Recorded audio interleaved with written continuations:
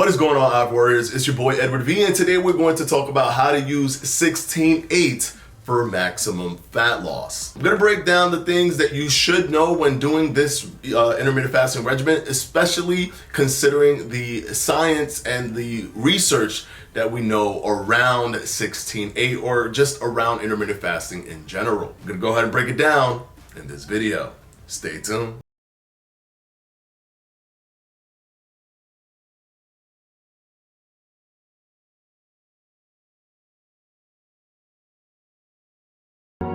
Today, this video is uniquely sponsored by Opove, an insanely good and reliable massage gun. Now, the research on massage guns are out, and essentially they help with muscle recovery, muscle soreness, and acute muscle tissue lengthening. All of this basically lends to the recovery health of your muscle tissue. And trust me, I can't get enough of these bad boys. They are super soothing.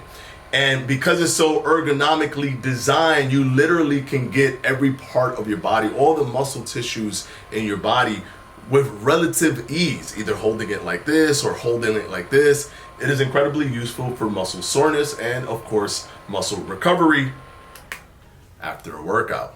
So if you want to get one of yours, this one is the M3 Pro Max. You go ahead and click the link down in the description box below, and you can check out all of the different types that they have. But trust me when I say that you can't go wrong with the Opove massage gun. Now, let's get right into the video. The first thing that I'm going to mention when it comes to doing the 16-8 is understanding a concept of the 16-8. The 16-8 is the easiest one of all of the regimens to overeat, because you are given 8 hours, 8 full hours to eat your meals, your food, consume your calories. Many people borderline kind of are in that 8-hour range just naturally, just because they may skip breakfast or they don't eat late. And then they end up doing roughly around an 8-9 hour eating window without really knowing that they're doing intermittent fasting. So this isn't game changing in terms of the scheduling, but it's still powerful if it's consistent, because the thing with not knowing what you're doing and just having weird eating patterns that are like 8 or 9 hours is that you're not really consistent. Some days you may not eat for a long time and then you end up eating late, or some days you just decide you're gonna eat early because there's things you gotta do during the day that you won't get time to eat. So there isn't a consistency there. So having a consistent 8 hours that you're always eating, giving yourself a consistent 16 hours is very beneficial, but it's still very open to overeating. So what I would 100% recommend when doing the 16-8 is being incredibly cognizant, being aware of the foods that you're eating, of the calories that you're taking in, and making sure you are within your caloric goals for the day. Because if you're not, the 16-8 can come back and bite you because of the fact that it is such a long eating window. Studies have shown that the 16-8 can provide a beneficial outcome, especially for fat loss, but you still have to ensure that you are controlling for calories. Now let's go ahead and talk about the second thing that will help with 16-8 maximum fat loss. Eating earlier rather than later. Now we've seen this in a lot of studies now. All the emerging research is showing that an earlier time feeding window is much better than a later time feeding window, because if you eat early, it's within your circadian rhythm. It all has to do with the daylight nighttime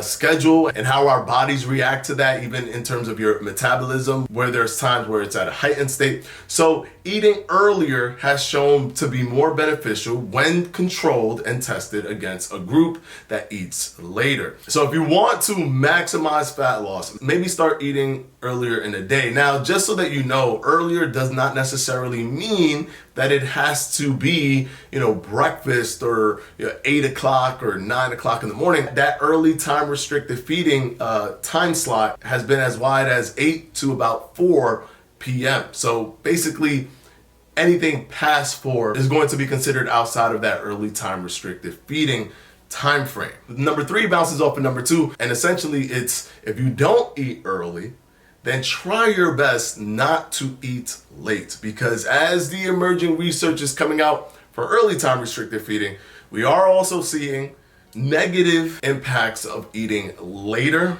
rather than even midday. So midday is better than later. The studies are showing that the later you go, the worse off it is for you in terms of metabolic health. And those things lend to continuous weight loss, because the more metabolically healthy you are, the easier it is for your body to continue to lose weight and especially to burn fat. The further down you take your eating time frame, the worse off it can be for you.